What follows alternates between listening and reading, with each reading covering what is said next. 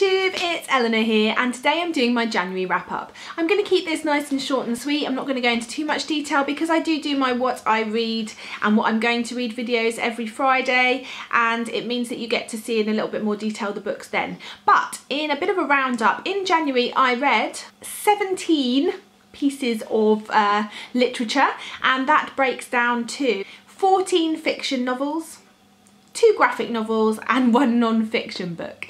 And in terms of breakdown of stars, I had a bit of a funny month actually. I had a lot of 5, not many 4, and then a few more 3. So it was either mediocre or brilliant. So I was really lucky, and I had 9 5-star reads this month. Then I had just 2 4-star reads and 6 3-star reads. So really not so good on the 3-star reads. They're okay, and I quite like those books. I didn't have any shockers, so that's good. So yeah, a pretty good reading month for me, and I have to say I completed nearly all of my challenges that I'm looking at trying to do each month. So I'll just remind you what they are. I wanted to read a BookTuber recommends every month, and I read The Prestige by Christopher Priest, which was recommended to me by Estelle at Ordinenta, and she also helps run, or is the main organiser of the Goodreads BookTube Reading Buddy, along with Nicole from Nicole's Adventures in SFF. So she recommended that book to me, and I read that this month. I wanted to read 2 Kindle books each month. I read one of the Kindle books that I picked out of my TBR jar, but then I also read about another 6 or 7 books on my Kindle, but I didn't read my Abundance of Catherines by John Green that I had picked out, so I'm going to put that back in the jar. But I'm pleased I still read quite a few Kindle books this month, so I'll let myself off, I think. I read a non-fiction graphic novel memoir, which was Persepolis by Marjane Satrapi. I also read The Undertaker's Daughter by Kate Mayfield, and they were both really good books, especially Persepolis. I loved that. So I finished with a tick on my non-fiction for this month. I read a diverse book. I'm including Persepolis as that because Marjane Satrapi is an Iranian woman, and it is set in Iran. It's her life story, so I'm counting that as my diverse book for the month.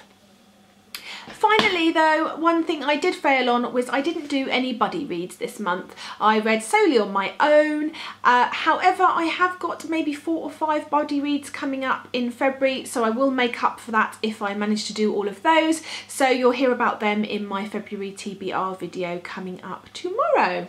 So that's just a bit of a roundup of the books. So I'm just going to list off very quickly the books I read and pop a picture up for you so that you can see. So in the 5-star categories, I read Winner's Curse and Winner's Crime by Marie Rutkowski, Persepolis by Marjane Satrapi, Firefight by Brandon Sanderson, Dead of Winter by Kresley Cole, Talented, Caged, Hunted, Created, all by Sophie Davis. In the 4 stars, I read The Prestige by Christopher Priest, Little Lies by Liane Moriarty, and then the 3 stars were Dance with Dragons, the first part by George R.R. Martin, Blankets by Craig Thompson, The Mirror World of Melody Black by Gavin Extent, The Undertaker's Daughter by Kate Mayfield, The Darkest Part of the Forest by Holly Black, and The Rabbitback Literature Society by Pasi Ilmari Jaskalainen. So that was all of them. That was my January roundup. Those were the books that I read. They were the star ratings in order. And if you want to find out more about those books, then if you look back at my what I read over the last month, you'll see in a bit more detail about those stories and about what I thought of them.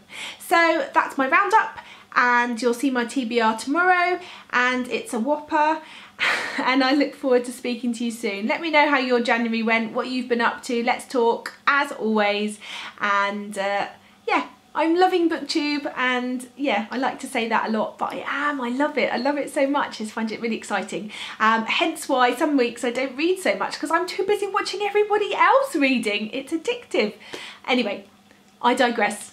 I'll speak to you soon. Bye for now, BookTube.